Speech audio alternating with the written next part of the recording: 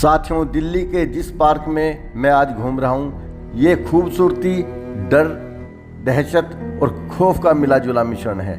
इस पार्क में हरियाली है, शुद्ध हवा है, शांति है।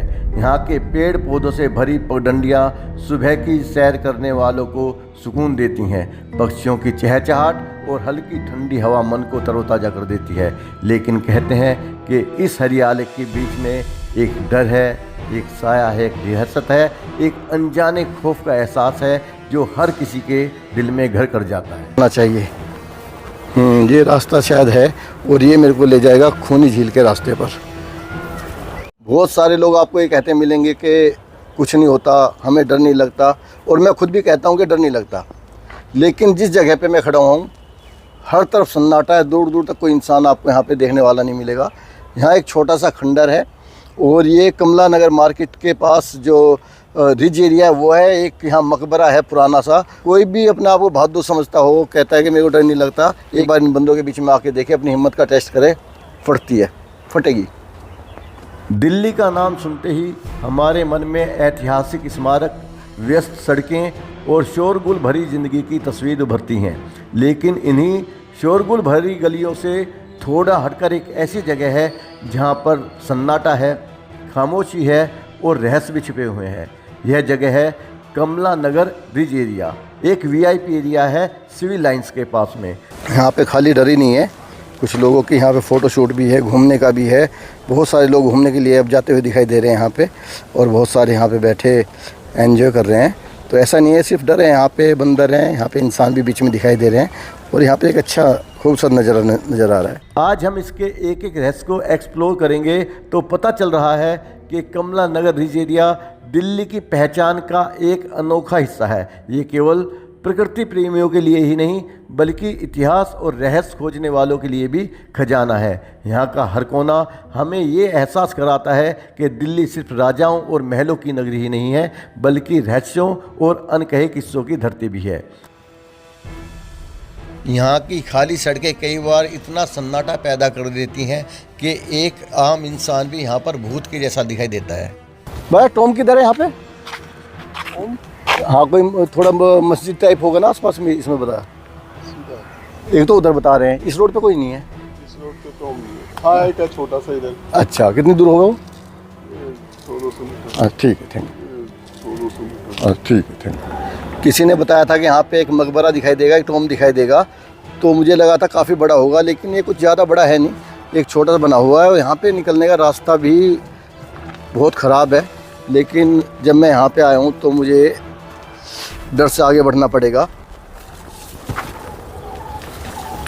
निकलने का, एक आदमी के निकलने का रास्ता भी यहाँ पर ठीक नहीं है।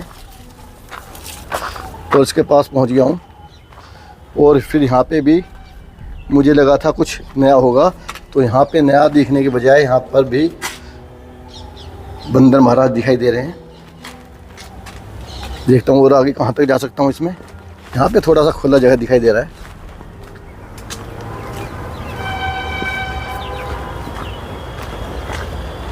यहाँ से आप देखें, ऐसी चीज़ों को देखना भी अपने आप में मज़ा है। आप मॉल्स देखते होंगे, आप बड़े बड़े मार्केट देखते होंगे, लाइटें देखते होंगे, लेकिन इस सन्नाटे का भी अपना एक मज़ा है। यहाँ आमने सामने करीब 10 मीटर की दूरी में 10-15 बंदर होंगे, और बीच में इनके सामने मैं खड़ा हूँ। हालांकि बंदर छेड़ते नहीं है, परेशान नहीं करते हैं ये, लेकिन बंदर तो बंदर होते हैं, बहुत ज़्यादा भरोसा इनके ऊपर नहीं किया जा सकता, इसलिए मैं डंडा लेके भी यहाँ पे आया हूँ। साथियों, अगर आपको मेरी ये वीडियो अच्छी लगी है तो लाइक करें, सब्सक्राइब करें। मेरा नया चैनल है, सब्सक्राइब करके मुझे मोटिवेट करें और अपना सजेशन दें कि आप कौन कौन सी जगह को मेरी वीडियो पर देखना चाहते हैं। अब ये देखिए, ऊपर वाले का करिश्मा ही कहूँगा मैं इसे, कि कितनी ग्रीनरी है, कितनी सुंदरता है दूर दूर तक। और दिल्ली की एक ऐसी जगह पे जहाँ हर तरफ भीड़ भड़ाका है, लोग हैं, ट्रैफिक है, शोर शराबा है, उसके बीच में एक इतना सुंदर स्थान आप, ओहो, ऊपर से इन्होंने तो मेरी फाड़ दी। भाई लड़िए मत, लड़िए मत, लड़िए मत, लड़िए मत, हम कुछ नहीं कह रहे, आप भी मत। लड़ाई झगड़े हर जगह चलते हैं, बंदरों के अपने मसले रहते हैं। भाई मेरे पास मत ही हो। रिज एरिया को दिल्ली के फेफड़े भी कहा जाता है क्योंकि यहाँ की ऑक्सीजन से भरपूर हवा प्रदूषण से जूझती राजधानी को राहत देती है। दिन के समय यह जगह बिल्कुल शांत और सुकून भरी लगती है, लेकिन जैसे जैसे शाम ढलती है यहाँ का माहौल बदलने लगता है। लंबी लंबी झाड़ियाँ, ऊंचे ऊंचे पेड़ और सुनसान रास्ते सन्नाटे में तब्दील हो जाते हैं। यही वजह है कि बहुत से लोग शाम के बाद यहाँ आने से बचते हैं। दिल कर रहा था कि डांस करके दिखाए, पर मुझे नहीं लगता कि अरे भाई वाह, कम से कम थोड़ा इज्जत इन उसने मेरी रखी और थोड़ा सा अपने आप को पंखों हिलाया है। वाह क्या नज़ारा है, देखो मेरे को बहुत अच्छा लग रहा है। अगर आप यहाँ पे होते, काश ये थोड़े पंख फैला के दिखा दे। कमला नगर रिज एरिया में सबसे दिलचस्प है यहाँ की झीलें। यहाँ एक सर्पाकार झील है जो अपनी अनोखी आकृति के लिए जानी जाती है। दूर से देखने पर यह सचमुच सांप की तरह घुमावदार नजर आती है। इसके चारों ओर फैली हरियाली इसे और भी सुंदर बनाती है, लेकिन यही झील कभी कभी डर का एहसास भी दिला देती है क्योंकि शाम के समय इसका पानी रहस्यमयी सा प्रतीत होता है। और फाइनली अब हम वहाँ पहुँच गए हैं जहाँ के लिए हमारा सफ़र शुरू हुआ था। वो है खूनी झील, जहाँ पर सन्नाटा भी है और डर भी है। इस झील का नाम ही रोमांच और डर का मिश्रण है। स्थानीय लोगों के अनुसार आज़ादी की लड़ाई के दौरान यहाँ कई अंग्रेज सिपाहियों और क्रांतिकारियों की जानें गई थी। कहते हैं कि कई बार इस झील का पानी लालिमा से भर गया था, मानो खून से रंग गया हो। हालांकि वैज्ञानिक रूप से ये केवल प्राकृतिक रासायनिक प्रक्रिया या शैवाल की वजह से माना जाता है, लेकिन इसके रहस्य आज भी लोगों को आकर्षित करते हैं। इतना ही नहीं, रिज एरिया की खामोशी भी कई किस्से बयां करती है। यहाँ आने वाले लोग अक्सर बताते हैं कि शाम के समय किसी के कदमों की आहट सुनाई देती है, लेकिन आसपास कोई दिखाई नहीं देता। ये जगह मानो दिल्ली की भीड़ भाड़ से अलग एक रहस्यमयी दुनिया है, जहाँ शांति भी है और डर का साया भी है। अगर आप कभी दिल्ली आए तो इस जगह को ज़रूर देखें।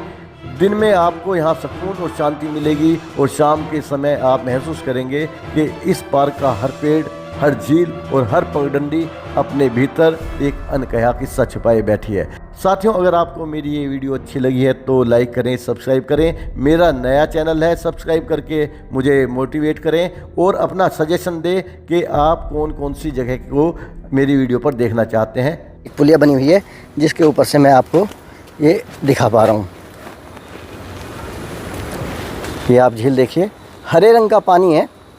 इसके बारे में एक जो कहानी मैंने सुनी हुई है वो कुछ मेरे को इतना पता है कि 1857 के आसपास अंग्रेज़ों का ज़माना था और आज़ादी की लड़ाई जब छिड़ चुकी थी तो इस इलाके में बहुत मारकाट मची और यहाँ पर इस झील के अंदर बहुत सारी लाशें बहाई गई थी उस समय।